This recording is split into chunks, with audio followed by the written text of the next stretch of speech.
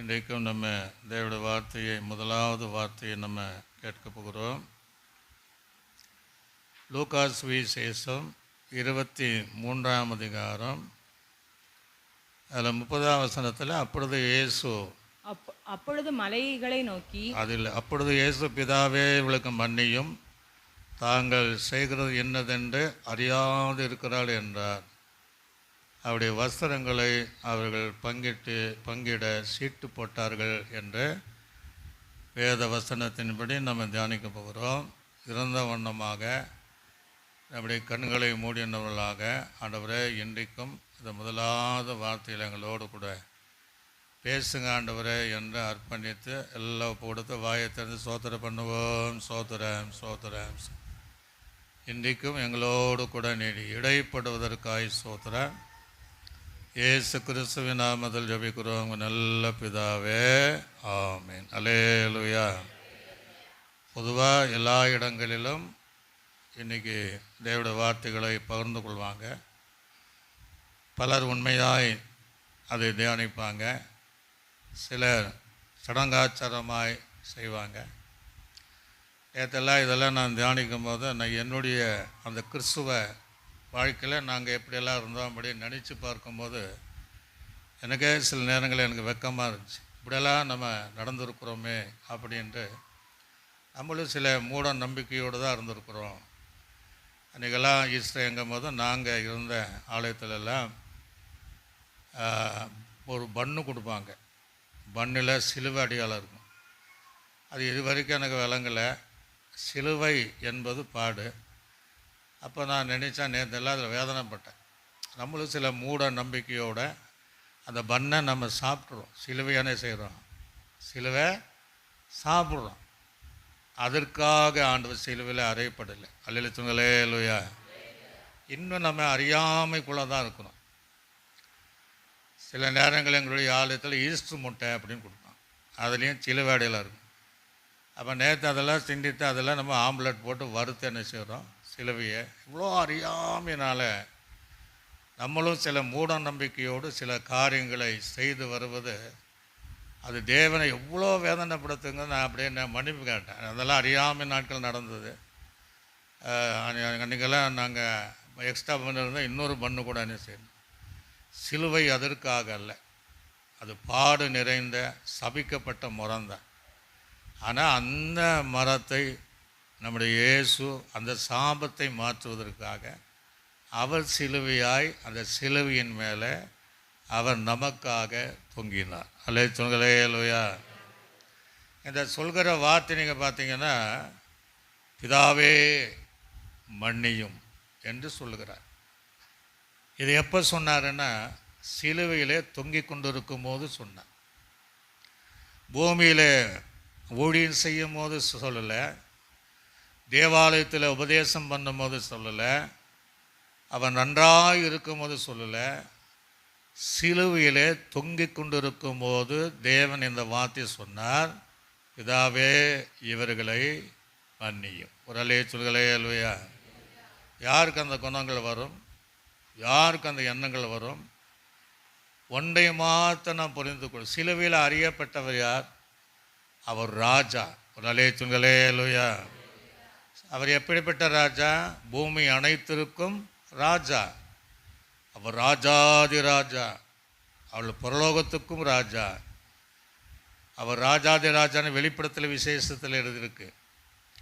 நம்மையும் ராஜாக்களாக்கின ராஜா. அந்த ராஜா தான் இந்த சிலுவையில் அறியப்படுகிறார். அந்த ராஜா சொன்ன வார்த்தையை தான், பிதாவே என்ன செய்யுங்களை மன்னியும். அல்லேலூயா. சத்தமாக சொல்லுங்களேலூயா. யாருக்கு அந்த மனசு வராது? சில வசனங்கள் நீங்கள் வாசிங்கன்னா வாசி பாருங்கள், சீக்கிரமாக நாம் பார்ப்போம். யோவான் சுவிசேஷம் 19ஆம் அதிகாரம் 1ஆம் வசனம் முதல் 3ஆம் வசனம் வரைக்கும் நீங்கள் வாசிங்க. யோவான் சுவிசேஷம்.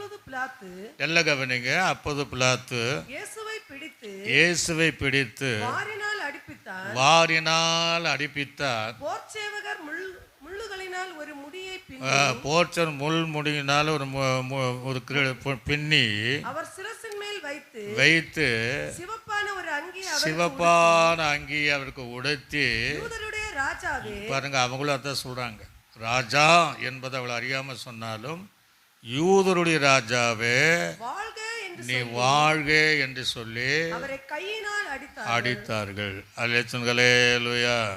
இங்கே சிவப்பு அங்கிய ஆண்டவர் வஸ்திரம் மாற்றி சிவப்பு அங்கியா போட்டாங்கன்னா, ஏன்னா இயேசு ரத்தம் சிந்தும் போது யாருக்கும் மனதுருக்கம் என்ன செய்யக்கூடாது, வரக்கூடாது. அந்த சிவப்பு அங்கி அவர் சிந்தப்பட்ட ரத்தம் அதிகமாக வெளியே தெரியாது.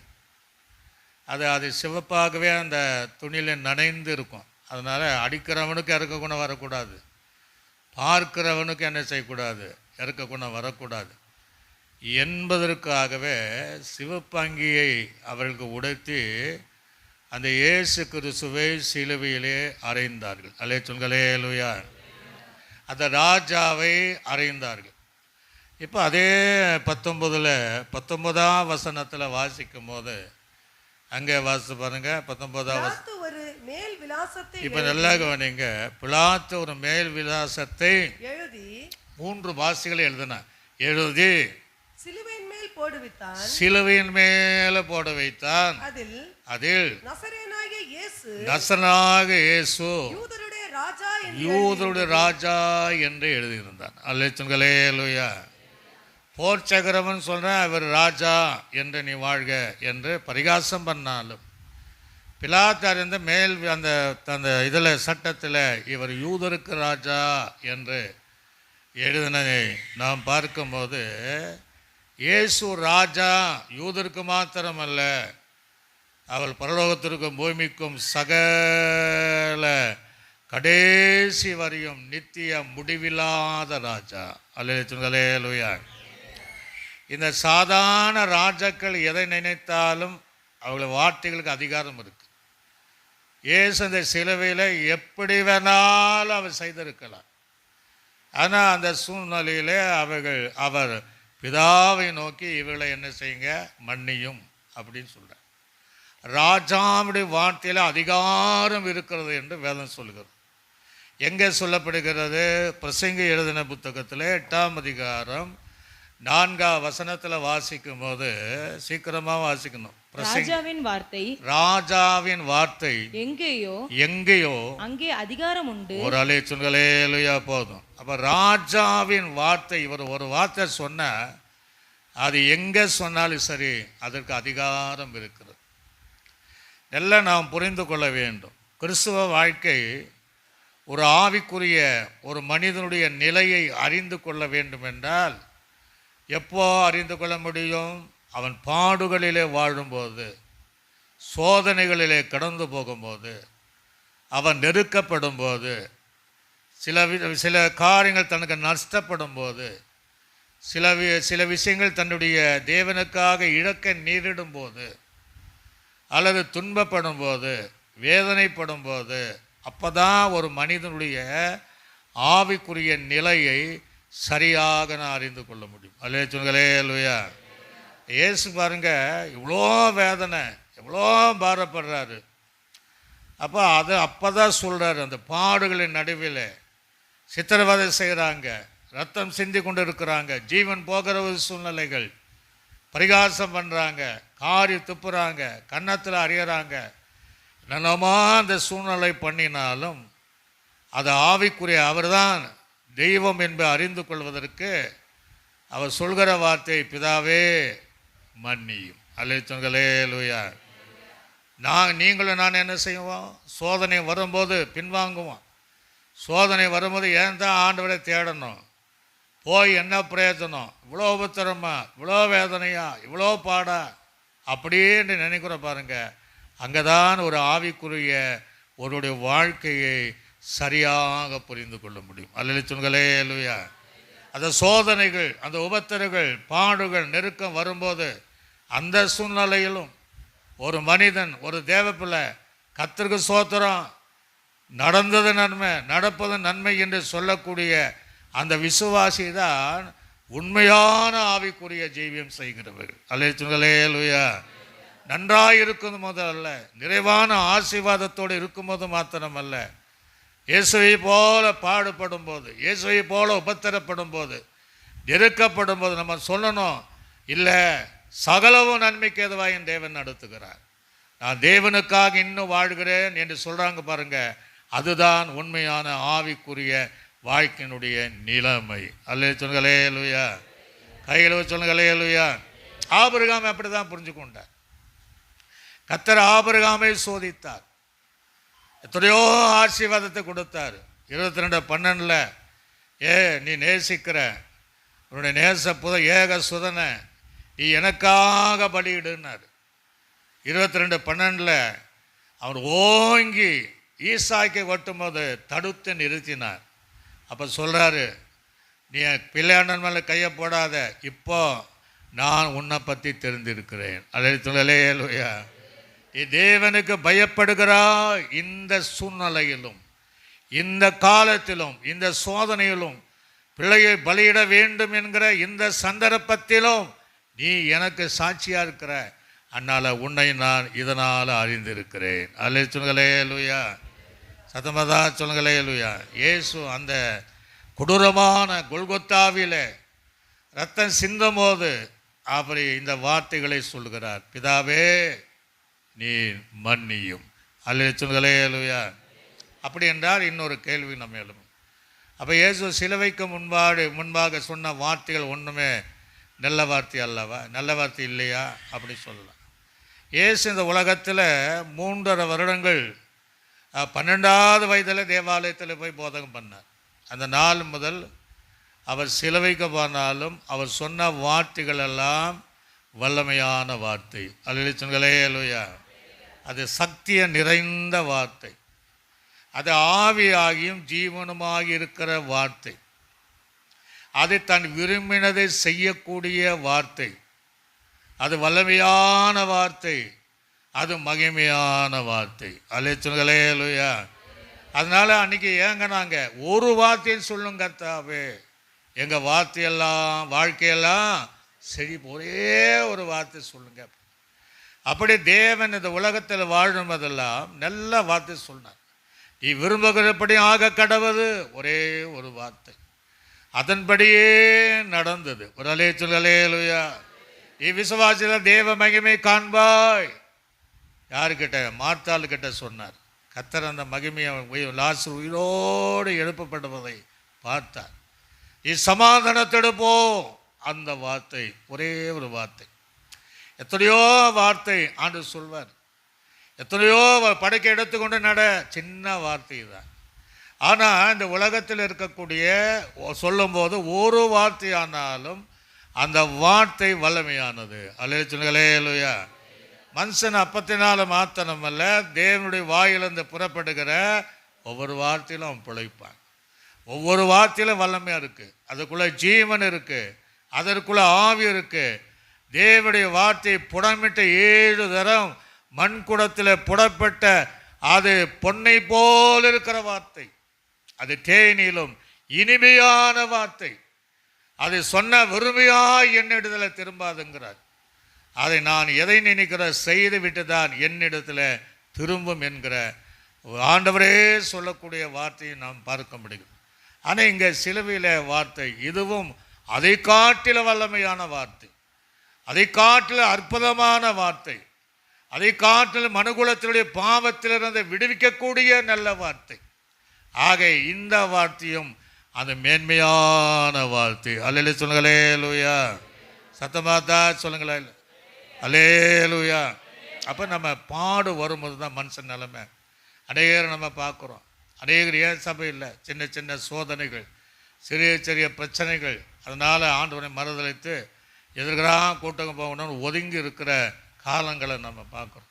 சிலரை நீங்கள் பார்த்தீங்கன்னா எத்தனை சூழ்நிலைகள் வந்தாலும் தேவனுக்காக நிற்கிற கூட்டம் இருக்க தான் செய்யுது. அல்லேலூயா. 1963 ஜான் கென்னடி என்ற அமெரிக்கா ஜனாதிபதி அவனை பிரச்சாரம் போகும்போது அவனை சுட்டு கொண்டாங்க. இரத்த வெள்ளத்தில் கிடக்கிறார், ஜீவன் போகலை, கண்களெல்லாம் தெரியாத ஒரு சூழ்நிலைகளும் அப்படியே அந்த ஜீவன் போகிற சூழ்நிலையில் தடுமாறி பக்கத்தில் எல்லாம் தொட்டு பார்த்து, நீங்கள் பாதுகாப்பாக இருக்கிறீங்களா அப்படின்னு கேட்டார். பாருங்கள், அந்த நிலைமை தன் உயிரை அடுத்த நிமிஷம் போகும், தன்னுடைய மூச்சை அடுத்த நிமிஷம் போயிடும். அந்த சூழ்நிலையிலும் பக்கத்தில்களெல்லாம் தொட்டு பார்த்து நீங்கள் பத்திரமாய் பாதுகாப்பாக, அதுதான் ஆவிக்குரிய நிலைமை. முதலே சொல்லலே லூயா. சிலுவையில் எத்தனை பாடுபடுகிறாரே, இந்த பாடுகள் நடுவிலும் இப்படி பண்ணுறாங்களே என்று கோபம் படலை. ஆண்டவரே பிதாவே இவளை மன்னி. ஒருவேளை உங்களை என்னையும் யாரோ ஒரு 10 பேர் ஏதோ ஒரு காரியத்திற்காக எங்கேயாவது ஒரு கட்டி வச்சு நம்ம அடித்தா நம்ம என்ன நினைப்போம்? நீங்கள்லாம் ஒரு பொம்பளைங்க, நீ ஆம்பளையாக இருந்தா என்னை கட்டு அவிழ்த்துப்பார், அப்படி தான் சொல்லுவோம். நீ ஆம்பளையாக இருந்தா என்னை கட்டு அவிழ்த்துப்பார் அப்படின்னு சொல்லுவோம். இல்லை, நம்ம அவருக்கு பயந்து இருந்தாலும் உள்ளத்தில் நினைப்போம், என்னை விட்டுப்பார், 10 பேரையாவது நான் அடித்து என்னை சாக போகிறேன் அப்படின்னு தான் நினைப்போம். ஆனால் அத்தனை அடி வாங்கி மௌனமாக இருந்த தேவன் அவர் சொல்கிற அந்த அடிக்கிறவனை பார்த்து, அந்த சுற்றி இருந்த ஜனங்களுக்கு பார்த்து, பிதாவே மன்னியும் அல்லேலூயா சொல்லுங்களே லூயா. அப்படி சிலுவையில் கர்த்தர் 7 வார்த்தை ஆண்டு பேசினார். என்னென்ன வார்த்தை பேசினாருன்னு அதை முகமறியாக பார்த்துட்டு முதல் வார்த்தைக்குள்ளாக நம்ம வருவோம். முதல் வார்த்தை பிதாவே மன்னியும். மன்னியும் என்றால் மன்னிக்கக்கூடிய அதிகாரம் உள்ளவர் இயேசு. எந்த பாவத்தையும் யாரும் மன்னிக்க முடியாது, இயேசுவை தவிரதான். பாவங்களை மன்னிக்கிற அதிகாரம் பெற்றவர் இயேசு. அவர் மன்னிக்க தயப்படுத்தவர் அல்லேலூயா அல்லேலூயா. அவர் பாவத்தை மன்னிக்கலைன்னா யாருமே நம்ம மன்னிக்க முடியாது. ஆக இயேசு அங்கே மன்னிப்பு தருவதற்கு அதிகாரம் உள்ளவன். எப்பேற்பட்ட பாவியானாலும், அவன் கொலை செய்த இயேசுவிடத்தில் போனாலும், தவறு செய்த இயேசுவிடத்தில் போனாலும், அந்த பாவியான ஸ்திரீயை போல போனாலும், அவர் அந்த அதிகாரமுள்ள தேவன். எத்தனை பாவம் செய்தாலும் அதை மன்னிக்கிற அதிகாரம் உள்ளவர் இயேசு அல்லேலூயா. ரெண்டாவது என்ன சொல்வாருன்னா, இன்றைக்கு என்னோடு கூட பரதேசில் இருப்பார். இது எதற்கு? மறுவாழ்வுக்கு கொடுக்குற அதிகாரம். உங்களுக்கு எனக்கு இன்னொரு வாழ்க்கை இருக்குது, நித்திய ஜீவன் இருக்குது, மறுவாழ்க்கை இருக்குது. அநேகர் சொல்லுவாங்க, இயேசு எனக்கு வாழ்க்கை தந்தார் அப்படின்னா, ஒரு மனிதனுக்குள்ளே மறுவாழ்வை தரக்கூடிய அதிகாரம் இயேசுக்கு தான் இருக்குது அல்லேலூயா. லாசருக்கு மறுவாழ்வு கொடுத்தார், வாலிபனுக்கு மறுவாழ்வு கொடுத்தார், சிறு பெண்ணுக்கு மறுவாழ்வு கொடுத்தார். இன்றைக்கு நமக்கு எத்தனையோ நேரங்களில் மரணத்துக்கு நமக்கு ஒரு அடி தூரமானாலும் நம்மையும் பாதுகாத்து மறுவாழ்வு தந்து கொண்டு இருக்கிறார் அல்லேலூயா. இன்னொரு மறுவாழ்வுக்காக தேவன் நம்மை நடத்தி கொண்டு இருக்கிறார். அந்த மறுவாழ்வு தரக்கூடிய அதிகாரம் உள்ளவர் தான் இயேசு. மூன்றாவது தன்னுடைய தாயை நோக்கி, அதோ உன்னுடைய மகன் என்று சொன்னார். இதை எதை காட்டுகிறது? தாயானவள் துயரத்தில் இருக்கிறார். மகன் மரித்து போகிற சூழ்நிலையில் ஒரு துயரம், என்னை யார் என்ன பார்ப்பான் அப்படின்னா, துயரத்தின் மேல் அதிகாரம் அல்லேலூயா. இன்னைக்கெல்லாம் நம்ம கிறிஸ்துவ நிமித்தம் துயரப்படலாம், மலை பிரசங்கம் அது வேற. ஆனால் நம்முடைய துயரத்தை நீக்க இயேசு இந்த உலகத்தில் வந்தார். ஒருவேளை இன்றைக்கு நீங்கள் துயரத்தோடு இருந்தால் அத்துயரத்தை நீக்கக்கூடிய அதிகாரம் உள்ளவர் இயேசு. உங்கள் துயரங்களை எல்லாம் மாற்றுவார், உங்கள் துக்கங்களை சந்தோஷமாக மாற்றுவார். இதை கேட்கிற தேவ பிள்ளையே, ஒருவேளை நீ துக்கத்தோடு துயரத்தோடு இருந்தால், ஆண்டு சமத்தை நோக்கி பார்த்தால், அது துயரத்துக்கு அதிகாரமுள்ள தேவன். உன் துயரங்கள் எல்லாம் மாற்றுவார், உன் துக்கங்களை எல்லாம் மாற்றுவார். நீ விரும்புகிற சமாதானத்தை, சந்தோஷத்தை அவர் உனக்கு தருவார் அல்லேலூயா. அடுத்தது ஆண்டவர் பார்க்கும்போது அங்கே சொல்லக்கூடிய வார்த்தை, என் தேவனே என் தேவனே ஏன் என்னை கைவிட்டு. அந்த சூழ்நிலையில் அந்த இருள் சூழ்ந்ததான் வேதம் சொல்லுகிறது. இதை எதை காட்டுகிறது? அது இருளின் மேல் ஒரு அதிகாரம் இயேசுக்கு மாத்திரம். இருள் ஆனது அவரை பற்றிக்கொள்ள முடியாது என்று வேதம் சொல்லுகிறது. பழைய பிரசங்கத்தை கேட்டோம். அவர் உலகத்துக்கு வெளிச்சமானவர். நம்ம வாழ்க்கையில் இருக்கிற அத்தனை அந்தகார இருளை மாற்றக்கூடிய அதிகாரம் உள்ளவர் இயேசு. அந்த இருளில் இருக்கிற ஜனங்கள் இந்த பெரிய வெளிச்சத்தை கண்டார்கள். மரண இருள் தேசத்தில் இருக்கிறவர்கள் அந்த வெளிச்சத்தை கண்டார்கள் என்று வேதம் சொல்லு. ஒரு வேளை இதை கேட்கும் போது உங்கள் குடும்பம் அந்தகாரத்தில் மூழ்கி இருக்கலாம். அந்தகார இருள் உன்னை வாய்க்கிலே சூழ்ந்து இருக்கலாம். அந்த அந்தகார இருளை மாற்றி வெளிச்சத்தை தருகிற இயேசு அதிகாரம் உள்ளவர். உன் வாழ்க்கையை அவர் வெளிச்சத்திலே கொண்டு வருவார். அல்லே சொல்லுங்களே லூயா, சத்தமாதா சொல்லுங்களே லூயா. அதுக்கு பின்னாடி சொல்றாரு, தாகமாக இருக்கிறேன் என்று சொல்கிறார். அப்போ உலகத்தினுடைய எல்லா ஜனங்களை தாகத்தை தீர்க்கக்கூடிய அதிகாரம் உள்ளவர் இயேசு. இஸ்ரவேல் ஜனங்களை கானான் வரை கண்மலையிலே பேசி அடித்து அந்த தாகத்தை தீர்த்தவர். அந்த ஞான பாலை கண்மலையுடைய தண்ணீரை கடைசி வரையும் அது இஸ்ரவேல் ஜனங்களை தாகம் தீர்க்கக்கூடிய அதிகாரம் உள்ள தேவன் நம்முடைய தேவன். அல்லே சொல்லுங்களே அல்லையா. பண்டிகை நாட்கள் ஆண்டு சொல்றார், தாகம் உள்ளவர்களே நீங்கள் என்ன செய்யுங்க, என்னிடத்தில் வாருங்க. அது சமாரியா பெண்கள் சொல்றார், ஒரு காலம் உனக்கு தாகம் உண்டாகாதபடி ஜீவ தண்ணீரை நான் உனக்கு தருகிறேன். அல்லே சொல்லுங்களே அல்லையா. அவர் சமுத்திரத்தை வரவழைத்து பூமியின் விசாலத்தின் மேலே ஊற்றுகிறார். அந்த தேவன் சகல நம்முடைய தாகத்தை தீர்க்கிற தேவன், தாகத்தை தீர்க்கக்கூடிய அதிகாரம் உள்ளவராக இருக்கிறார். அதாவது தாவீது சொல்லும் போது, மான்கள் நீரோடை வாஞ்சித்ததை போல அவனும் பசிதாகம் உள்ளவராய் தேவ சமூகத்தில் வரும்போது நிலத்தையும் குழப்பை உண்பதை போல அவன் ஆத்துமாவை கத்த திருப்திப்படுத்தினார். அல்லே சொல்களே அல்லையா. அறாத வார்த்தை சொல்றாரு, முடிந்தது முடிந்தது.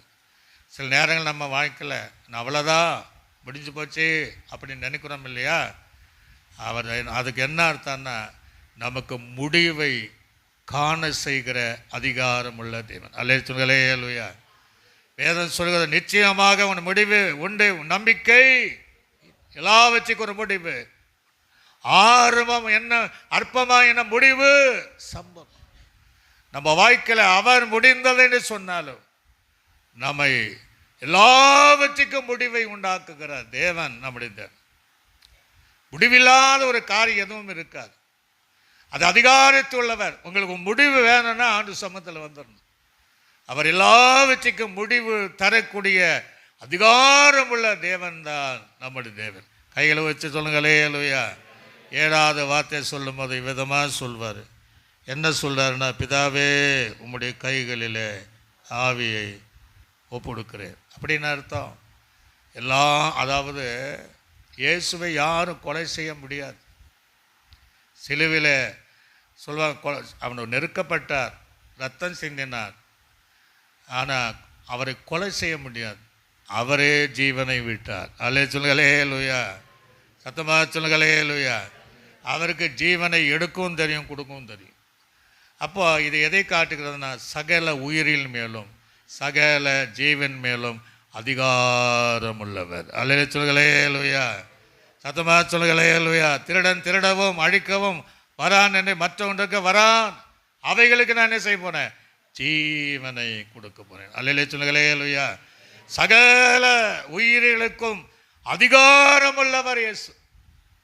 எசேக்கியா ராஜாவுக்கு 15 வருடம் அவர் ஆயுசுனால கொட்டி கொடுத்தார். நமக்கு கூட்டிகிட்டே இருக்கிறார். அதுக்கு ஆண்டவர் நன்றி சொல்லணும். அல்லே சொல்லுங்களே லூயா.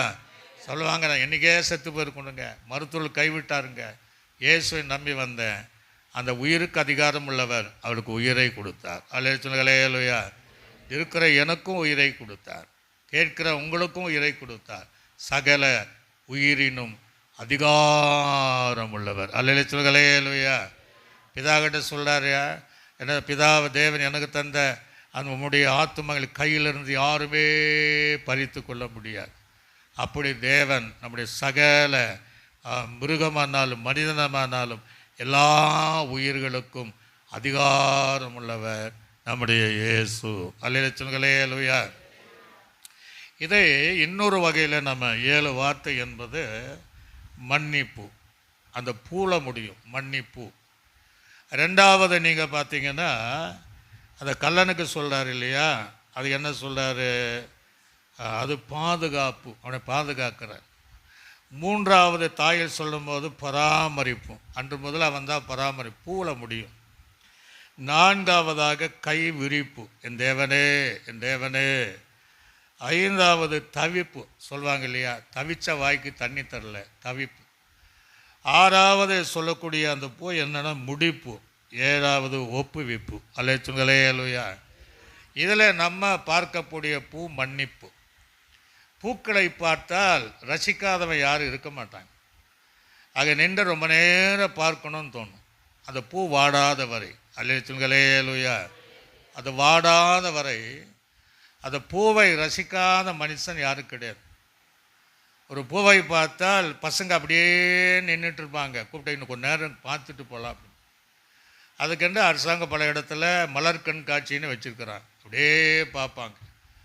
போனால் மனசு வராது. விதவிதமான பூக்களை பார்க்கும்போது, அதோடைய வாசனை பார்க்கும்போது அதோட அழகே ஒரு வித்தியாசமாக இருக்கும். அல்லேலூயா. அது வாசனையே வித்தியாசமாக இருக்கும். அப்படி என்றால் அது வாடி போய் அந்த அதே அழகுள்ள பூ தான், ரசிக்கிற பூ தான், நின்று ரசனையாய் பார்க்கிற பூ தான். எது வரைக்கும் நம்ம பார்க்குறோன்னா அது வாடாத வரை. அல்லேலூயா. அதை வாடி போச்சுன்னா என்ன செய்வோம்? தூக்கி எறிந்து கூட்டி பெருக்கி குப்பையில் போட்டு நெருப்பை பற்ற வைப்போம். சில தலையில் போடுவாங்க. ஆனால் அந்த பூக்களை பார்த்தா எனக்கு ஒரு ஆச்சரியமாக இருந்துச்சு. தலையிலும் போடுவாங்க, போட்டாலையும் போடுவாங்க, திருமணத்திலும் போடுவாங்க, சாவலையும் போடுவாங்க. எதற்கு போடுறாங்கன்னு நமக்கு புரியல.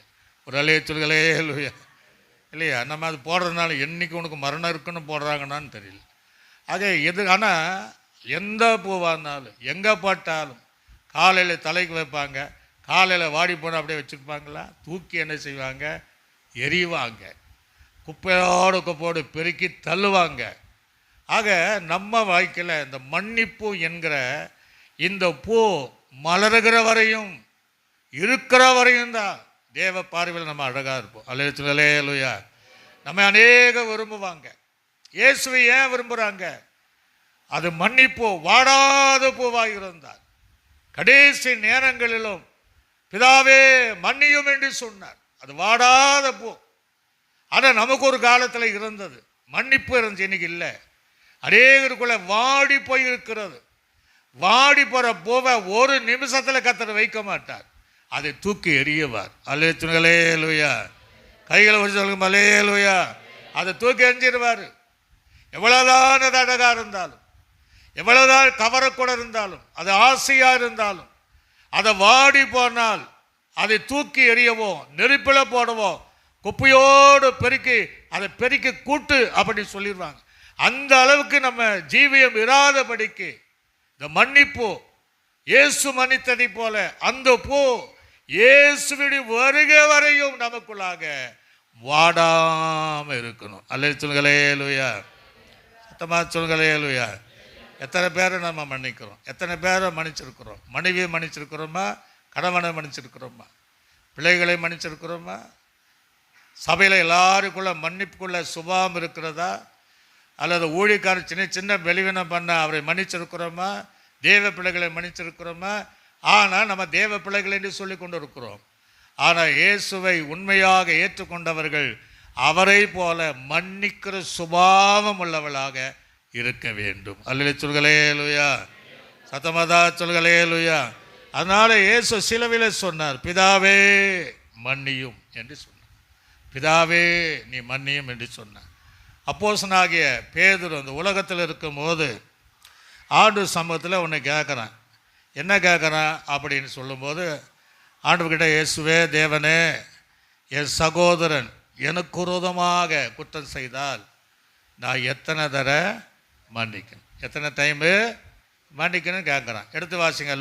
மத்தேயு சுவிசேஷம் 18ஆம் அதிகாரம் 21, 22 வாசிங்க. மத்தேயு சுவிசேஷம் 21, 22 வாசிங்க. அப்பொழுது பேதுரு அவரிடத்தில் வந்து ஆண்டவரே என் சகோதரன் எனக்கு விரோதமாய் குற்றம் செய்து வந்தால், எனக்கு விரோதமாய் குற்றம் செய்து வந்தால் நான் எத்தனை தரம் மன்னிக்க வேண்டும்?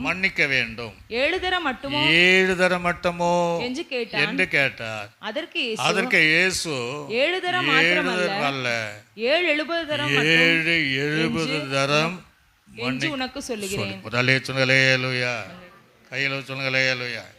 எத்தனை தடவை மன்னிக்கணுமா? 70 தடவை.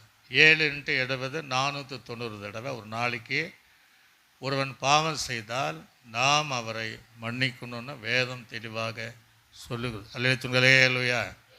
ஒரு காலத்தில் இருந்தது, இப்போ அந்த வாடி போன பூவை போல் இருக்கணும், சில தூக்கி எறியப்பட்ட பூவை போல் இருக்கிறோம். ஆனால் தூக்கி எறியப்பட்ட நம்மை தான் தனக்கு வேண்டுமென்று சொல்லி சேர்த்து கொண்ட கர்த்தர். வாடி போன பூவை வச்சுட்டு அவர் வச்சிருக்க மாட்டார். அப்போ ஒரு நாளைக்கு 70 தடவை மன்னிக்கணும். அல்லே சொல்லுங்களே லூயா. சத்தமாதா சொல்லுங்களே லூயா. ஒருவேளை தவறு செய்த ஒருவன் நம்ம இடத்துல வந்து மன்னிப்பு கேட்டால் ஒரு தடவை நம்ம மன்னிப்போம். இன்னொரு தடவை மன்னிப்பு கேட்டான்னா இன்னொரு தடவை மன்னிப்போம். 3ஆவது தடவை மன்னிப்பிட உனக்கு வேறு வேலையே கிடையாது. இப்படியே பண்ணுவேன், நீ மன்னிப்பு கேட்ப, கொலை செய்துட்டு நீ மன்னிப்பு கேட்பாயா அப்படின்னு கூட நம்ம கேட்போம். ஆனால் இயேசு கொலை செய்ய அந்த ஜீவனை விட்ட நேரத்திலும் மன்னிப்பு பிதாவே மன்னியும் என்று சொன்னார். அல்லே சொல்லுங்களே லூயா. வேதம் இத்தான் சத்தியம். இதெல்லாம் மன்னிக்க முடியுமா? இதெல்லாம் செய்ய முடியுமான்னா மன்னிச்ச ஆகணும். அதுதான் சத்தியம். வெறுமையான வார்த்தைகளை தியானிக்கக்கூடாது, வெறுமையான வார்த்தைகளை நாம் பேசவும் கூடாது. அந்த மன்னிக்கிற சுபாவம் உள்ளவர்கள் தான் பேச முடியும். குடும்பத்திற்குள்ளே ஒற்றுமில்லையே, மாமியார் மருமகளுக்குள்ளே எத்தனை பிரச்சனை, எத்தனை பேர் மாமியாரை மன்னிச்சிருக்கிறோம், எத்தனை பேர் மருமகளை மன்னித்திருக்கிறோம், எத்தனை பேர் மனைவி ஒரு காலத்தில் செய்த பாவத்தை நினைத்து நீ அப்படிப்பட்டவ இப்படிப்பட்டவ என்று இன்றைக்கு நம்ம காயப்படுத்தியிருக்கிறோம். கணவன் ஒரு காலத்தில் ஏதோ ஒரு தவறு செய்தால் ஆமாம் உங்களை பற்றி நல்லா தெரியும் பெரிய ஆள் அப்படின்ட்டு காயப்படுத்துகிறோம். பெற்ற பிள்ளைகள் தவறு செய்யும் போது எத்தனை பேர் நம்ம மன்னித்திருக்கிறோம். பரிசுத்தவான்கள் பாவம் செய்யும் போது வெளிவிடப்படும் போது எத்தனை பேர் நாம் மன்னித்திருக்கிறோம். அல்லே சொல்லுங்களே லூயா. வார்த்தைகளை தியானிக்கணும், அந்த அனுபவத்தில் தியானிக்கணும், அதை சுவைத்து தியானிக்கணும். கர்த்தர் அதைதான் விரும்புகிறார். அந்த கொடுமையப்படுத்தின நேரத்திலும் நெருக்கப்படுகிற நேரத்திலும் பிதாவே மன்னியும். அல்லே சொல்லுங்களே லூயா. சத்தமா சொல்லுங்களே லூயா. இன்னும் சில சொல்லுவாங்க, ஒரு மன்னித்து விட்டால் ஃபார்மலாட்டியா அப்படிம்பாங்க. ஆனால் மனப்பூர்வமாய் மன்னிக்க வேண்டும். அல்லே சொல்லுங்களே லூயா. மனப்பூர்வமாய் மன்னிக்க வேண்டும். அதை குறித்து பேசக்கூடாது. இன்றைக்கெல்லாம் நீங்கள் யூடியூப்பில் பார்த்தீங்கன்னா சகிக்க முடியாது. மற்றவர்களை குறித்து, அவருடைய குற்றங்களை குறித்து, அவருடைய தவறுகளை குறித்து அப்படியே போயிட்டா இருக்கிறாங்க. யூதாஸ் இயேசுவை காட்டி கொடுத்ததை போல இன்னும் ஒரு கூட்டம் எழும்பி கிரியை செய்கிறது. அதெல்லாம் தேவனுக்கு புரியாமில்லை. அவன் விழுந்தாலும் எழுந்தாலும் என்னுடையவன் என்று கர்த்தர் சொல்கிறார். நம்ம வேலை மன்னிக்கிற சுபாவம். அல்ல சொல்லுங்களே இல்லையா. அவங்க மன்னிக்கலே இல்லையோ, நம்ம என்ன செய்யணும்? மன்னிக்கணும். அதை தான் அந்த சிலுவையில் சொல்றார், பிதாவே நீங்கள் இவளை மன்னியும் என்று சொல்கிறார்.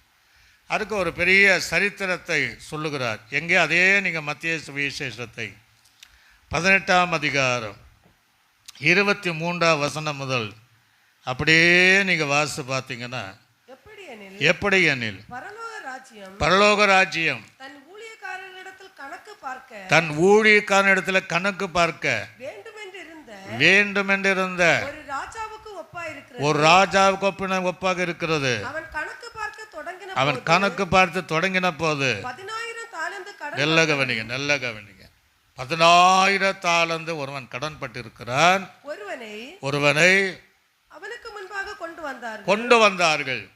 சரி, இதை நான் அப்படி சொல்லிட்டு போறேன். அப்போ அவனை சொல்றாரு, நீ கடனை என்ன செய்யணும்? தீர்க்கணும்.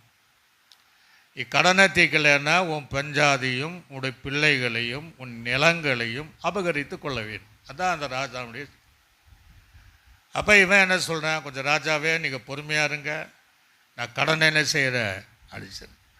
அப்போ அந்த ராஜா தன்னுடைய இருக்க குணத்தினால அந்த கடனெல்லாம் மன்னித்து விட்டார். ஒரு லட்சங்களே இல்லையா, 10,000 தாலந்து உள்ள கடனை மன்னித்து விட்டார்.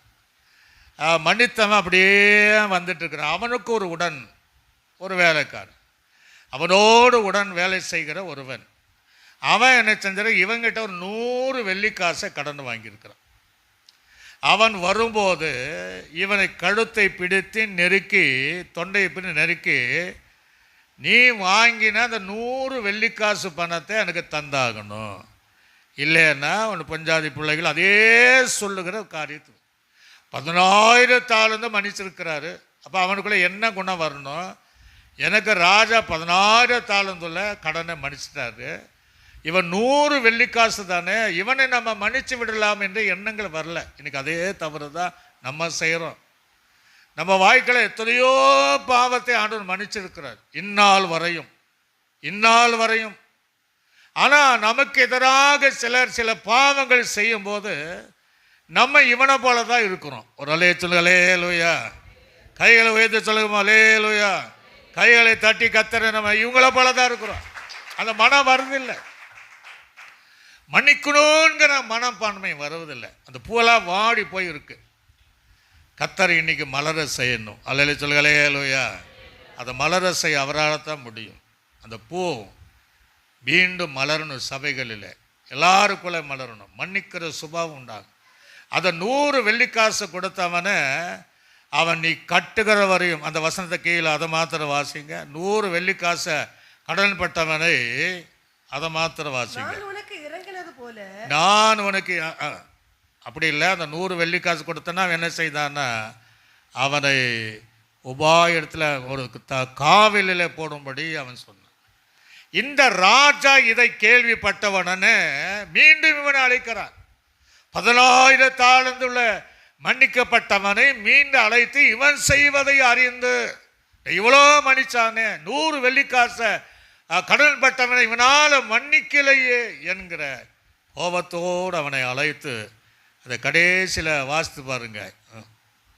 அவனுடைய ஆண்டவன் கோபமடைந்து அவன் பட்ட கடனை எல்லாம் கொடுத்து தீரும் அளவும் உபாதிக்கிறவனிடத்தில் அவனை ஒப்பு கொடுத்தார். ஆனால் அவன் காவலில் போட்டான், இங்கே அவங்க ஒப்பு கொடுத்துட்டார். தான் மன்னித்ததை ரிட்டர்ன் வாங்கிட்டார், திருப்பி பெற்றுக்கொண்டார். இதே தான் நம்ம வாழ்க்கை.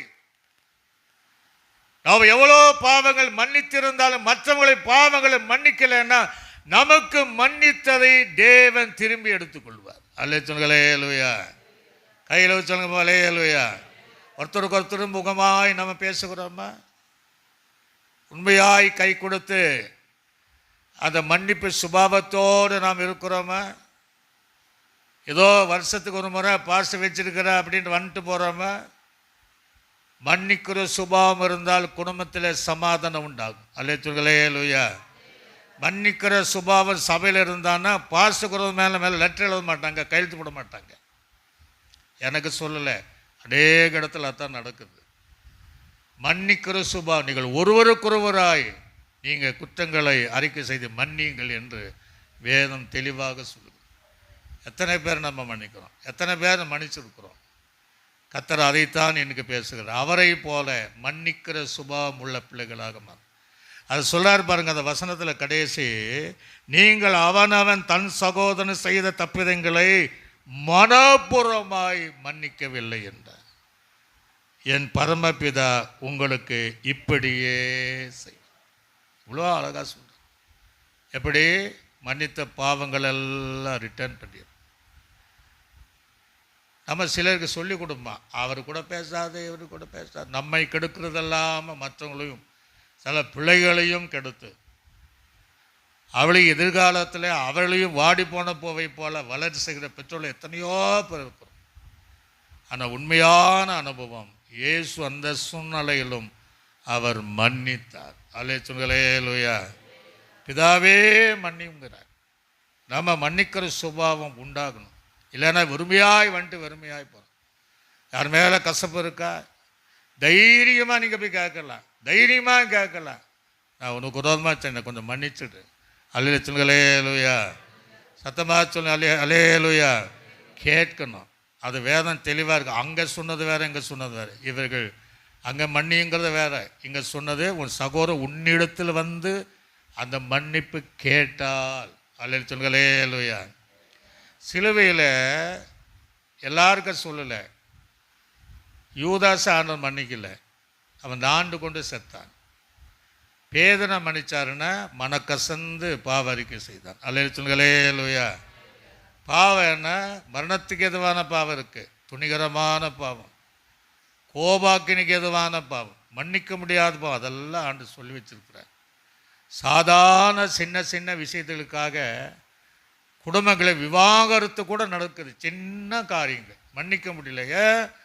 குடும்பத்துக்குள்ளாக திருமணமாகி வாழ்நாள் வரையும் அவங்க ஜீவிக்க முடியலன்னா சின்ன சின்ன காரியத்தில் அவங்க மன்னிக்க முடியாமல் தான் இன்னைக்கு குமரி மாவட்டத்தினுடைய எத்தனையோ கிறிஸ்தவர்கள் விவாகரத்தினுடைய கோர்ட்டில் நிறைய கேஸ் இருக்க தான் செய்யுது. அல்லேலூயா. அல்லேலூயா. மன்னிக்கிற சுபாவம் நமக்கு உண்டாக வேண்டும். இதை நீங்கள் பார்த்தீங்கன்னா சேவானுக்கு இந்த குணம் இருந்துச்சு. சேவான் இந்த உலகத்தில் ஊழியர் செய்யும்போது இயேசு கிறிஸ்துவை குறித்து பிரசங்கம் பண்ணும்போது அவனுக்கு எதிராக பாவம் செய்யும்போது இயேசு கிறிஸ்துக்குள் இருந்த சுபாவம் அவனுக்குள்ளாக இருந்தது. அல்லேலூயா. அல்லேலூயா. அப்போஸ்தலர் நடபடிகளை நீங்கள் வாசித்து பாருங்கள். 7ஆம் அதிகாரம் 51ஆம் வசனம் முதல் 60ஆம் வசனம் வரைக்கும் நீங்கள் வாசித்து பார்த்தீங்கன்னா வணங்கா கழுத்துள்ளவர்களே, எல்லாம் பிரசங்கம் பண்ண வணங்கா கழுத்துள்ளவர்களே, இருதயத்திலும் செவிகளிலும் விருத்தம் சேதனம் பெறாதவர்களே, இருதயத்திலும் செவிகளிலும் விருத்த சேதம் பண்ணப்படாதவர்களே, உங்கள் பிதாக்களை போல நீங்களும் பரிசுத்த ஆவிக்கு எப்பொழுதும் எதிர்த்து நிற்கிறீர்கள். தீர்க்கதரிசிகளில் யாரை உங்கள் பிதாக்கள் துன்பப்படுத்தினார்கள்,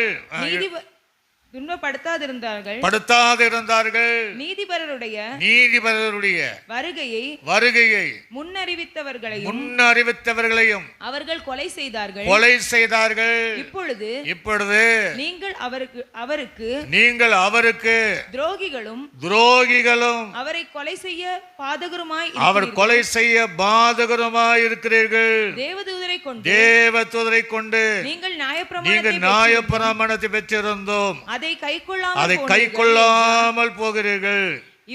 இவைகள் அவன் கேட்ட பொழுது மூர்க்கமடைந்து அவனை பார்த்து பல்லை கடித்து பரிசுத்தாவினால நிறைந்தவனும் வானத்தை அண்ணாந்து பார்த்து தேவனுடைய மகிமையையும் தேவன் வலதுபுறத்தில் இயேசுவானவர் நிற்கிறதை கண்டு ஒரு அலேச்சுங்களே. அல்லேலூயா. அவன் எப்படிதான் இருக்கிறான்? பரிசுத்தவான், நீதிமான். உங்கள் ஆதி பிதாக்களைப் போல ஆண்டுடைய வருகை முன்னறிக்கப்பட்ட அத்தனை பேரையும் நீங்கள் கொலை செய்துட்டீங்களே. ஆனால் அதில் ஒன்று, கொலை செய்த சவுலையும் மன்னித்தார். ஒரு அல்லேலூயா. சபையை பாழாக்கினவன், பரிசுத்தவான்களை சேவானையும் கொலை செய்ய காரணமாக இருந்தவன். அவன் பொறுப்புதான் நடந்தது. ஆனாலும் அவனையும் இயேசு மன்னித்தார். அல்லேலூயா. சவுலாய் இருந்த அவனை பவுலாக மாற்றினார். புறஜாதிகளுக்கு தேவன் அவனை பாத்திரமாக, அப்போஸ்தலனாய் பவுல் இல்லைன்னா நிருபங்கள் கிடையாது. அப்படி தேவன் அவனையும் மன்னித்தான். இவன் சொல்கிறான், இப்படியெல்லாம் இருக்கீங்களே, வரவங்களெல்லாம் கொலை செய்கிறீர்களே, இயேசுவையும் கொலை செய்கிறீர்களே என்று வணங்கா கழுத்தூர்களே அப்படின்னு சொல்லிட்டு அங்கே சொல்கிறான் பாருங்க. இயேசுவானவர் பார்க்குறான், முடங்கால் பண்ணிட்டு இருக்கிறான், பரலோகத்தை பார்க்குறான், தூதனை பார்க்குறான், இயேசு கிறிஸ்து வலதுபுறத்தில் நிற்கிறதை காண்கிறேன் என்றான். அப்பொழுது அவர்கள் உரத்த சத்தமாய் கூக்கலிட்டு தங்கள் காதுகளை அடைத்து கொண்டு ஒருமனப்பட்டு அவன் மேலே பாய்ந்து. அல்லேலூயா. அதெல்லாம் பல்ல கடிக்கிறாங்க, இவனை இன்னைக்கு ஒரு வழி பண்ணிடணும் அப்படின்ட்டு. ரெண்டாவது, சிங்கம் முயலை பார்த்து பாய்ந்ததை போல அந்த சேவானுக்குள்ள அவனை கொலை செய்வதற்காக பாய்ந்தார்கள் என்று எழுதப்பட்டிருக்கு. அதுக்கு பின்னாடி சொல்ல காரியம்தான் நம்ம பார்க்க முடியும். அப்படி பாய்ந்து அவனை நகரத்துக்கு புறம்பே தள்ளி அவனை கல்லெறிந்தார்கள். சாட்சிக்காக தங்கள் வஸ்திரங்களை கழற்றி சவுல் எண்ணப்பட்ட ஒரு வாலிபனுடைய பாதத்தருகே வைத்தார்கள்.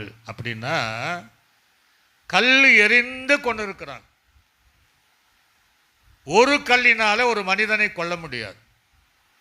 அத்தனை பேர் அந்த நகரத்துக்கு புறம்பாக பாய்ந்து பல்ல கடிச்சு தேவனுக்கு ஊழியம் செய்கிறவனை, பரலோகத்தை பார்க்கிறவனை, கண்டித்து பேசுகிறவனை, தூதனை பார்க்கிறவனை, இயேசு நிற்கிறதை பார்க்கிறவனை புறம்பே கொண்டு போய், இயேசு கிறிஸ்து கூட நகர வாசலுக்கு புறம்பாய் பாடுபட்டதை போல இந்த இயேசுக்கு இந்த சேவானை அந்த நகரத்துக்கு புறம்பாக தள்ளி அவனை எல்லாரும் கல்லு எறிந்து அவனை கொலை செய்தார்கள். அல்லேலூயா.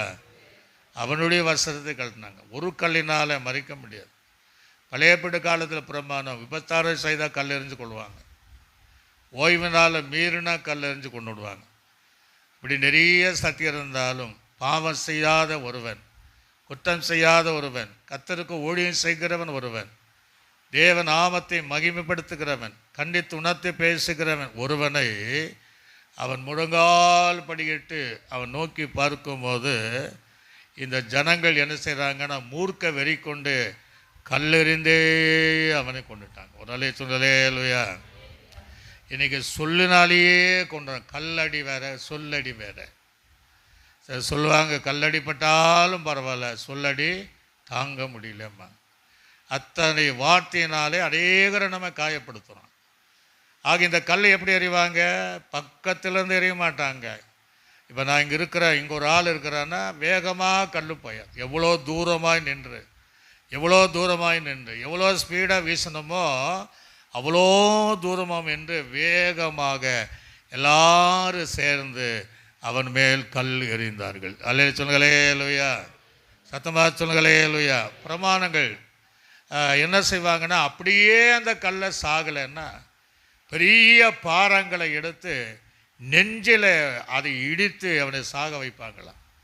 இந்த சேவான் பரிசுத்தவான அப்படி இந்த ஜனங்க கொலை செய்தார்கள். அல்லே சொல்லுங்களேலுயா. அப்போ சேவான் என்ன சொல்கிறான் அப்படின்னு நீங்கள் பார்த்தீங்கன்னா, அடுத்த வசனத்தில் வாசிக்கும் போது, அப்பொழுது கர்த்தராகிய இயேசுவே என் ஆவியை ஏற்றுக்கொள்ளும் என்று சேவான் தொழுது கொள்ளுகையில் அவனை கல்லெறிந்தார்கள். ஆண்டு சமூகத்தில் அவன் ஆராதிக்கும் போது, தொழுது கொள்ளும் போது கல்லெறிந்தார்கள். அவனோ முழங்கால் படியிட்டு, ஆண்டவரே இவர்கள் மேலே இந்த பாவத்தை சுமத்தாதிரும் என்று மிகுந்த சத்தமிட்டு சொன்னார். இப்படி சொல்லி நித்திரை அடைந்தான். அல்லே சொல்லுங்களேலுயா. சேவானுக்கும் இயேசுக்கு என்ன? இயேசுவே என்ன, பிதாவே நான் ஆவியை ஒப்படைக்கிறேன். சேவான் ஏற்றுக்கொள்ளும். ரெண்டு அர்த்தம் வேறு. அவர் ஒப்படைத்தார், இல்லைன்னா அவன் ஜீவன் போகாது. இவர் ஏற்றுக்கொள்ளும். அப்போது அந்த சூழ்நிலையிலும் முழங்கால் ஜபத்தை தவறல. பரலோகத்தை பார்க்குறான், இவர்கள் மேலே இந்த பாவத்தை சுமத்தாதிருங்க. அல்லே சொல்லுங்களேலுயா. நம்ம அப்படி சொல்லுவோமா? ஒரு வார்த்தை பேசினா 10 வார்த்தை பேசுவோம். ஒரு அடிப்பட்ட அடி கொடுத்த 10 அடியை ஒவ்வொன்றுக்கு 2 அடியாவது அடிச்சிடணும்னு பார்ப்போம். ஒருத்தர் தேவையில்லாத சண்டை போட்டால் நாள் முழுவதும் சண்டை போடும் நம்ம வாழ்க்கை. ஆனால் தேவ வசனத்தை ஆராதிக்கிறோம், தியானிக்கிறோம், அந்த நாளை விசேஷமாக எண்ணுகிறோம். அந்த மன்னிக்கிற மனப்பான்மை நமக்குள்ளே வரவில்லையே. அல்லே சொல்லுங்களேலுயா. அந்த மன்னிக்கிற சுபாவம் வரலையே. ஒரு ஆவி குறைவுகள் என்று நம்மால் சொல்ல முடியலையே. எங்கே பார்த்தாலும் யூதாசை போல காட்டி தேவனுடைய பரிசுத்தவான்களை காட்டி கொடுக்கிற செய்திகள் தான். தேவ பிள்ளைகள் தவறு செய்யும்போது தவறு செய்தார்களே இல்லையோ அதை உலகம் அறிய பறைசாட்டுகிற ஜனங்க இருக்கான்னு தவிர அதை மன்னிப்போம் மறப்போம் என்கிற நிலைமை இன்றைக்கு இல்லாமல், கிறிஸ்துவம் இன்றைக்கு அந்த மன்னிப்பு மனப்பான்மை இல்லாமல் நாரி போய் கிடைக்கிறது என்று கூட சொல்லலாம். அல்லேலூயா. மற்ற உலகத்தை நம்மை பரிகாசம் பண்ணுகிற அளவுக்கு இன்னைக்கு அந்த மன்னிப்பு ஊழியர்களுக்கு இல்லை, விசுவாசிகளுக்கு இல்லை. ஆண்டவர் அதை எதிர்பார்க்கிறார். இனி வருகிற நாட்களில் அந்த மன்னிப்பு நமக்குள்ளே இருக்கணும். அல்லேலூயா. எப்படி மன்னிச்சிருப்பார்? ஏசு எப்படி மன்னிச்சிருப்பார்? என்ன சொல்லி மன்னிச்சிருப்பார்? அப்படின்னா சிலுவையில், ஆண்டவரே என்னை காட்டி கொடுத்தானே 30 வெள்ளி காசு, அவனை மன்னியும். ஒரு அல்லேலூயா. என்னை மறுதளித்தானே 3 தடவை நான் சொல்லி அதை பேதுருவையும் மன்னி. எனக்காக ஒருவன் சிலுவை மரத்தை செய்தானே அவனையும் மன்னி. என்னை சிலுவை சுமக்க செய்து கொடூரமாய் என்னை கொல்கத்தா மேட்டில் என்னை நடக்க செய்தார்களே, தள்ளாடி நடக்க செய்தார்களே, அவர்களை மன்னியும். அல்லே சொல்லுங்களே லூயா, சத்தமாக சொல்லுங்களே லூயா. அவளை மன்னியும். நான் சிலுவை சுமக்கும் போது சாட்டையினால் என்னை அடித்தார்கள் அல்லவா, அவங்களையும் மன்னியும். ஒரு அலே சொல்லுங்களே லூயா. சாட்டையினால் என்னை அடித்தார்கள் அல்லவா, அவங்கள நீங்கள் மன்னிங்க. எனக்காக முள்கிரீடம் ஆயத்தம் பண்ணாங்களே, அந்த முள்கிரீடத்தை என் தலையை மேலே சூட்டி என்னுடைய சிரசில் முழுவதுமாக ரத்தம் வந்ததே, அவர்களையும் மன்னியும். அல்லே சொல்லுங்களே லூயா. கையில் சொல்லுங்களே லூயா. நம்ம அப்படி செய்வோமா? தீர்மானம் எடுக்கணும். தேவனுடைய சுபாவம் நமக்கு வரணும். அவளையும் மன்னி ஆண்டுகிறேன். நான் தாகமாக இருக்கிறேன்னு சொல்லும்போது கசப்பான காடி கொடுத்தாங்களே, அவங்கள மன்னியும். ஒரு அலே சொல்லலே லூயா. என்னுடைய தாடை மயிரை பிழித்து அப்படியே பிச்சை இழுத்தார்களே. ஒரு முடி இழுத்தான்னா நமக்கு எவ்வளோ வேதனை வரும். சிலர் சொல்லுவாங்க, நீ எங்கே கை வச்சாலும் பரவாயில்ல, தலையில் கை வைக்கக்கூடாதும்பாங்க. நம்ம சொல்கிறோம் தலையில் முடி மேலே கை வைக்கக்கூடாது. ஒரு முடி எடுத்தானா ஜீவன் போகிற மாதிரி இருக்கும். அப்படி தாடை மயிரை அப்படியே இழுத்தார்களே, அந்த பெய்த்து எடுத்தார்களே, அவர்களையும் மன்னியும். ஒரு அலே சொல்லுங்களே லூயா. சத்தமாக சொல்லுங்களே லூயா. பாருங்கள், இதெல்லாம் நினச்சா நமக்குள்ள மன்னிக்கிற சுபா வந்துடும். அப்படியே ஒன்றா நினைக்கிறார், மன்னியாண்டவரே என்று சொல்லுகிறார். இன்னும் என்னென்ன சொல்லியிருப்பார்? நிலத்தை பண்டக சாலை உழுதறி போல என் முதுகை உழுதார்களே, அவங்களை மன்னியும். அல்லே சொல்லுங்களே லூயா. இவன் ராஜாவானால், நீ ராஜாவானால் நீ இறங்கி உன்னை நீயே ரட்சித்துக்கொள் என்று சொன்னானே, அவர்களையும் மன்னியும். அவளையும் மன்னியும் ஆண்டவரே. இப்படி எல்லாம் 2 கரங்களிலே ஆணி அடித்தார்களே, அவர்களையும் மன்னியும். ஒரு அலே சொல்லுங்களே லூயா. சத்தமாக சொல்லுங்களே லூயா. கிறிஸ்துவின் உபதேசம் என்ன? ஒருவன் ஒரு கன்னத்தில் அடித்தால் மறு கன்னத்தை என்ன செய்யுங்க? இன்னைக்கெல்லாம் அதெல்லாம் கிடையாது. அதெல்லாம் மலையேறி போயிடுச்சு. ஆனால் அந்த அனுபவத்தை அது கர்த்தர் எதிர்பார்க்கிறார். எந்த சூழ்நிலையும் மன்னிக்கிறாரு. வேதம் சொல்லுகிற எலும்புகள் எல்லாம் கட்டுவிட்டதுங்கிறார். ஏன்? சிலுவையிலே தொங்கும் போது அந்த சரீரங்கள் அப்படியே தொங்க தொங்க எல்லா ஜாயிண்ட்டுடைய எலும்புகளும் கலண்டுரும். எல்லா ஜாயிண்ட் எலும்பு கலண்டு வரும்போது அவர் சொல்றார், என் எலும்புகள் எல்லாம் கட்டுவிட்டது சிலுவையில். அந்த சூழ்நிலையிலும் தேவன் இவர்களை மன்னியுங்கிறார். அல்லேலூயா சொல்லுங்களே லூயா. எனக்காக சாட்டையும் ஒருத்த ஆயத்தம் பண்ண பாருங்க, அவர்களையும் மன்னியும். அல்லேலூயா சொல்லுங்களே லூயா. என் கால்களிலே ஆணி அடித்தார்களே, அவளையும் மன்னியும். என்னை காரி துப்புனாங்க பாருங்க ஏசப்பா, பிதாவே அவளையும் மன்னியும். நம்ம என்ன செய்ய, யாராவது காரி துப்புனா நம்ம வாந்தி எடுக்கிற மாதிரி துப்பிட்டு போயிடுவோம். அவர் சொல்றாரு, மன்னியும். என்னை பரிகாசம் பண்ணினார்களே, அவர்களையும் நீ மன்னியும். உடலே சொல்லுங்களே லூயா. சத்தமாக சொல்லுங்களே லூயா. அவளையும் மன்னியும். கடைசி இருக்கிற ரத்தத்தை கூட விடாம ஈட்டினால் என் விழாவை குத்தி ரத்தத்தை தண்ணீர் கம்ப்ளீட்டா எடுத்தார்களே, அவங்களையும் மன்னியும். உடலே சொல்லுங்களே லூயா. இந்த குணம் யாருக்கு வரும்? இந்த குணம் யாருக்கு வரும்? ஆண்டு சிலுவை சொல்றாரு, பிதாவே இவர்களை மன்னியும். ஒரு அலைய சொல்லுங்களே லூயா. அந்த மன்னிப்பு நமக்குள்ள வாடி இருக்கு. கர்த்தர் அநேகரை தூக்கி எறிந்து இருக்கிறார். நமக்கே அந்த வாடி போவ தலையில் வைக்க மாட்டோம், வீட்டில் வைக்க மாட்டோம், அதை ரசிக்க மாட்டோம். அது அழுக தன்மை போட உடனே பெருக்கி தள்ளிடுவோம். அப்படி இராமல் இயேசுவை போல மன்னிக்கிற சுபாவங்கள் நமக்கு உண்டாகணும். அலே சொல்லுங்களே லூயா. எத்தனை இப்போ பாஸ்டர்மார்கள் அழுகிறாங்க. ஏன்? விசுவாசிகள் அந்த அளவுக்கு பாடுபடுத்தணும். அவங்களால தூங்க முடியல. நிறைய பேர் என்கிட்ட பகிர்ந்து கொள்வாங்க, இருக்க முடியல அப்படின்னா அந்த மன்னிக்கிற சுபாவம் நமக்குள்ளே இல்லை. ஒரு அலே சொல்லுங்களே லூயா. அந்த மன்னிக்கிற சுபாவம் சபைகள் இருந்தால் அங்கே எழுப்புதல் உண்டாகும். அது இயேசு நமக்குள்ளாக ரத்தம் சிந்திருந்தால், கடவப்பட்டிருந்தால் அந்த சுபாவம் நமக்குள்ள வரும். நமக்குள்ள மாம்சம் இருக்கிற வரையும் அந்த சுபாவங்கள் நமக்கு வரவே வராது. இன்னைக்கு நம்ம தீர்மானம் பண்ணோம், ஆண்டவரே இன்னைக்கு நம்ம அந்த விஷயத்தில் வாடி போன பூவாக இருக்கிறேன், இன்னைக்கு வாடாத பூ போல நான் போக போகிறேன். அல்லேலூயா. அந்த மன்னிப்பு எனக்குள்ளே மலரணும் என்று சொல்லி ஆண்டு சம்பத்தில் எப்படி ஜெபம் பண்ணுறப்போ அந்த வசனத்தை அந்த லூக்கா 23:34 வாசிக்கும் போது, பிதாவே மன்னியும் என்று சொல்ல இன்னொரு வார்த்தை சொல்லார் பாருங்க. அப்போது இயேசு பிதாவே இவர்களுக்கு மன்னியும், இவர்களுக்கு மன்னியும், தாங்கள் செய்கிறது இன்னதென்று அறியாதிருக்கிறார்கள். பாருங்க யார் என்ன செய்கிறாங்களா? தாங்கள் செய்வது இன்னதென்று அறியாது. நம்ம சொல்கிறோமா? நம்ம என்ன சொல்கிறோம்? நீ தெரிஞ்சே நீ பாவம் செய்கிற. ஆனால் சொல்கிறார், இவர்கள் செய்வது இன்னதென்று அறியாது இருக்கு. அல்லேலூயா.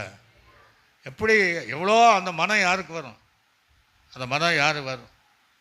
ஆண்டு சொல்லியிருப்பார், என் மேலே என் வஸ்திரத்தை கழட்டி என்னை நிர்வாணப்படுத்தி செவ்வப்பா அங்கேயே ஒருத்தன் மாட்டினான் பாருங்க, அவன் பாவத்தையும் மன்னியும். ஒரு அல்லேலூயா.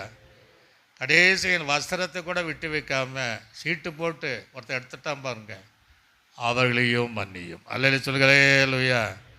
ரட்சிப்பின் வஸ்திர கூட இவைகள் செய்வது இன்னதென்று அறியாது இருக்கிறார்கள் என்று வேதம் சொல்லு. ஆக தேவ பிள்ளைகளாக நாம் நாம் அறிந்தே சில பாவங்கள் செய்கிறோம். அறிந்தவனுக்கு சில அடி, அறிந்தவனுக்கு சில பல அடி, அறியாதவனுக்கு அப்படின்னு நல்ல தலைமொழி சொல்கிறோம். ஆகவே உண்மையாக வாலி பிள்ளைகள் முதல் என்னை சேர்த்து, ஆண்டவரே எனக்கு அந்த மன்னிக்கிற சுபாவம் எனக்குள்ளே வரணும் அப்படின்ட்டு எல்லாம் எழும்பி நின்று ஆண்டு சமூகத்தில் நம்ம ஒப்பு கொடுக்க போகணும். எல்லோரும் கண்களை மூடி எழும்பி நின்று, ஆண்டவரே அந்த மன்னிக்கிற சுபாவம் எனக்குள்ளே ஒரு காலம் இருந்தது, இப்போது அது வாடி போயிருக்கேசப்பா. எனக்கு மன்னிக்கிற சுபாவத்தான். என் கணவனை கூட என்னால் மன்னிக்க முடியல. எப்போ பார்த்தாலும் நான் குற்றம் சொல்லிகிட்டே இருக்கிறேன். என் மனைவி என்னால் மன்னிக்க முடியல. நாங்கள் ரட்சிக்கப்பட்டிருக்கிறோம், ஆவிக்குரிய சபைக்கு தான் போகிறோம், கிறிஸ்துவலாக இருக்கிறோம், தேவாலயத்துக்கு போகிறோம். என்னால் மன்னிக்க சுபாவம் இல்லையே. என் பிள்ளைகள் தவறு செய்யும்போது அடின்னு அடிக்கிறேன் தவிர, அப்படி மன்னித்து இனி தவறு செய்யாதே என்று சொல்லக்கூடிய மனம் வரலையே. சபைகளில் சில பாவம் செய்யும்போது அது பலரிடத்தில் அந்த பேரை, அந்த குடும்பத்துடைய பேரை கெடுப்பதற்காகவே, இந்த குடும்பம் எப்படி இவங்க எப்படின்னு சொல்லி அப்படியே அவளை குறித்து சுற்றி சுற்றி அவளை அவதூறம் பண்ணுகிறோமே. ஆண்டவரே எங்களை மன்னி. ஒரு அழகான ஜெபம் பண்ணுவாங்க, பரமண்டலத்தில் எங்கள் பிதாவே உம்முடைய நாமம் பரிசுத்தப்படுவதாக, ராஜ்யம் வருவதாக, சித்தம் பரலோகத்தில் செய்யப்படுவதைப் போல பூமியிலும் செய்யப்படுவதாக. எங்கள் குற்றங்களை, மற்றொரு குற்றங்களை நாங்கள் மன்னித்ததை போல எங்கள் குற்றங்களையே அப்படி சொல்லிட்டு தான் முன்னாடி இருக்கிற மேலே கேஸ் போட்டிருப்பாங்க, பின்னாடிகளை கேஸ் போட்டிருப்பாங்க. அந்த ஊழிக்காரனையே ஒரு வழி பண்ணிடுவாங்க. அந்த ஜபம் பொய்யான ஜபம், ஒருத்தர் கூட மன்னிக்க முடியல. சன்னி வேலை செய்கிற இடத்துலையும் மன்னிக்க முடியல. இன்றைக்கு ஆண்டவரே எனக்கு அந்த மன்னிப்பு அந்த எனக்குள்ளே வரணும், உமக்குள்ளாக சுபாவம் வரணும், அந்த மன்னிக்கிற தன்மை எனக்குள்ளாக வரணும் என்று சொல்லி எல்லா தேவ சமூகத்தில் பொறுத்து அப்படியே வாயத்தனை ஸ்தோத்திரம் பண்ண பாப்பா. ஸ்தோத்திர ஆண்டவரே. ஹல்லேலூயா. ரீபாலபாரபாரபார. நன்றி தகப்பனே, நன்றி தகப்பனே, நன்றி தகப்பனே. தெய்வமே இயேசுவே உம்மை தின ஓமையே நோக்கி பார்க்கின்றேன். அப்படி ஒப்பு கொடுத்து ஆண்டு நோக்கி கேட்கிற ஜனங்கள் வெறுமையாக வருஷத்துக்கு ஒரு முறை அப்படி பண்ணிட்டு மன்னிக்க சுபாமில்லாமல் கடந்து போனால் இந்த நேரம் வேஸ்ட்டு. இந்த ஆராதனை வேஸ்ட்டு, பிரசங்கம் பண்ணுறது வேஸ்ட்டு. இன்றைக்கு நீங்கள் யாருக்கு விரோதமாக தப்பு பண்ணீங்களோ எழும்பி, இந்த இளையகுமாரன் எழும்பி சென்றதை போல பரத்துக்கு விரோதமாய் தகப்பனுக்கு விரோதமாய் நான் பாவம் செய்தேன் என்று ஓடி போய் மன்னிப்பு கேட்டான். ஒரு வாடிப்போ அந்த மன்னிப்பும் மீண்டும் மலர செய்கிற தேவன் அவர். எல்லா பொழுது கைகளை தடி கத்தடி நாம் சோதனை பண்ணுவோம். பிதாவாகிய தேவனை நாம் சோதனை பண்ணுவோம். சோதரம் சோதரம் கத்தராக இயேசு கிறிஸ்துவை நாம் சோதனை பண்ணுவோம். சோதரம் நம்மை ஆற்றி தேற்றி வழிநடத்தின பரிசுத்தாவியானவரை நாம் சோதனை பண்ணுவோம். நல்ல ஆண்டவரே நன்றி செலுத்தணும். சிலுவையில் ஆண்டவரே முதலாவது வார்த்தை பிதாவே மன்னியும், இவர்கள் செய்வது இன்னதென்று அறியார். சேவானுக்குள்ளே அதே மனம் இருந்தது. இவர்கள் மேல் இந்த பாவத்தை சுமத்தாதிரும், அப்படி மன்னியும் என்று சொல்லி 10,000 தாளந்து மன்னிக்கப்பட்டவன் 100 வெள்ளிக்காசுடைய கடன்பட்டவனை மன்னிக்க முடியாத அனுபவத்தில் இருந்ததை போல நாங்கள் இருக்கிறோம். ஆண்டவரே, நீங்கள் எங்களை முற்றிலுமாக ஆண்டவரே மன்னித்து எங்களுக்குள்ளாக அந்த மன்னிப்பின் சுபாவங்கள் ஆண்டவரே எங்களுக்கு நிரம்பியிருக்கிற உதவி கேட்கிற யாவருக்கும் பிரயோஜனம் உண்டாகும். இந்த அனுபவத்தில் வாழ உதவி செய்கிறார். எல்லா துதிக நமக்கும் எடுத்துக்கொள்ளுக. இயேசு கிறிஸ்துவின் நாமத்தில் ஜெபிக்கிறோம் எங்கள் நல்ல பிதாவே, ஆமென். என் ஆத்துமாவே கர்த்தர், என் முழுவலமே பரிசுத்த நாமத்தை, என் ஆத்துமாவே கர்த்தர் செய்த சகல புகழ் மறவாதே, ஆமென். கர்த்தராகிய கிருபையும் பிதாவாகிய தேவனுடைய அன்பும் பரிசுத்தாவியினுடைய அந்நிய ஐக்கியம் சந்தோஷ சமாதானம் நம்முடையவரோடும் சகல பரிசுத்தவங்களோடும் ஆண்டவராய் இயேசு கிறிஸ்து வருகை பிறந்த சதா காலங்கள் என்று நம்மோடு கூட இருப்பதாக, ஆமென். அல்லேலூயா, அல்லேலூயா, அல்லேலூயா. கர்த்தர் உங்களை யாவரையும் ஆசீர்வதிப்பார்.